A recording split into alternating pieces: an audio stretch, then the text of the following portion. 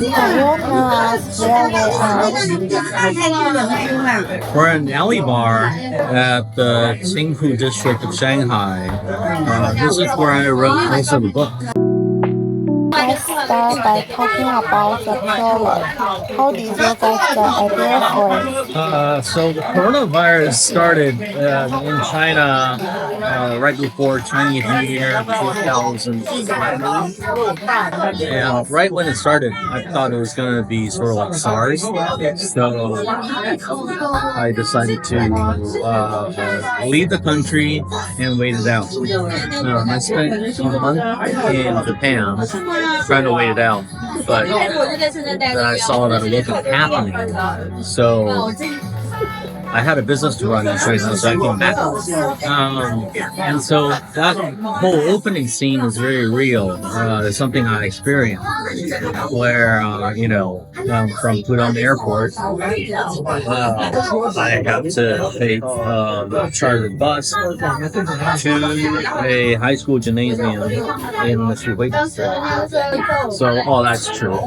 And that's where I got the idea. So it wasn't something I fabricated. The whole scene, the whole description of the gymnasium and the whole experience, including the very long gaps on the nose, all that's true. So I experienced it.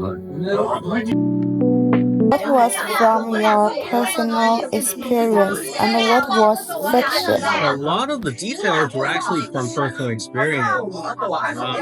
So, for instance, when Ben was tweeting, that was actually me tweeting, basically the same text that he had tweeted. When he shot the Instagram reel, that was basically what I saw, including like why who hopped up Louis on the floor, which was really weird, and especially for the times, because it was exactly the time where we wanted to avoid any contamination. Not gonna give it anyway. In my family, I also had an extra family and family with grandma and a baby. That was all true. The girl with the Gatsby era haircut. That actually is true. And back then, I never went on top of it. So, a lot of details are true. Can you tell us how does chapter 1 relates to the prologue? Well, I hate to be an asshole about it, but clue hunting in the Tao Te Ching, as it relates to each chapter, is one of the things that I put into the book to make it more interactive and fun. So I'm not going to tell you why it relates. It's Tao Te Ching chapter 1 for the prologue. The relation you're going to have to find for yourself. Did you pick Cherry Rock as a soundtrack and title? Yeah, well, Cherry Rock has that very frantic central riff, which I felt like really matched the scene to the whole gymnasium craziness, and also just like the whole mood. Just it's very intense and it's very unsure. So I felt like, as far as the melody goes and the whole composition goes, what I felt in the book, in that gymnasium. Then as far as the lyrics, there are two key phrases. One is "Who wants a honey," which to me is about who wants to get tested. We're all waiting very anxiously to get tested and go home. And then the other one is in the chorus, of course, "Let me out, let me out." So yeah, everyone was trapped in a gym, and everybody wanted to be let out. So that's why I picked it. terms of the story, what does the prologue accomplish? Like each chapter in the book, the prologue is no different in that it is its own short story. So if you just read the prologue and nothing else, you feel like there was a complete story there.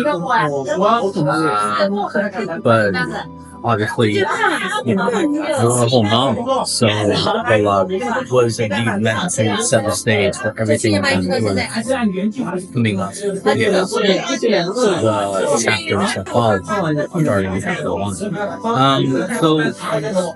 what I wanted to accomplish in the prologue is a couple of things. They set up Ben as the narrator, but also the main character, and also let you know a thing or two about him. And you can see he's sort of weird in that he's sneaky, you know, kind of looking at pretty girls, but afraid to be caught by his girlfriend who is next to him. So that seems to be underhanded, a bit nasty even, and so wanted to read this book. And the other thing is I wanted to do was to give a sense of the relationship between there's obviously something wrong where Ben had to be afraid to get a message from his wife and had to delete it right away. So wanted to set up that tension and also that question, why does he have to deal with it? So you can reveal it later on in the book. And lastly, it's also to give the reader a glimpse into Jin's character. So I'm not going to ruin the ending, but yeah, in the end, you know, she catches Ben doing something, and it's much a bit surprised and dismayed that she had caught it. She's very sharp, very smart. Readers should also wonder, like, you know, why is she like this? So yeah, that's what I wanted to accomplish with this prologue. And there is also a lot of comedy built into the prologue. I don't want to ruin the surprise for the readers, but I'm not going to tell them.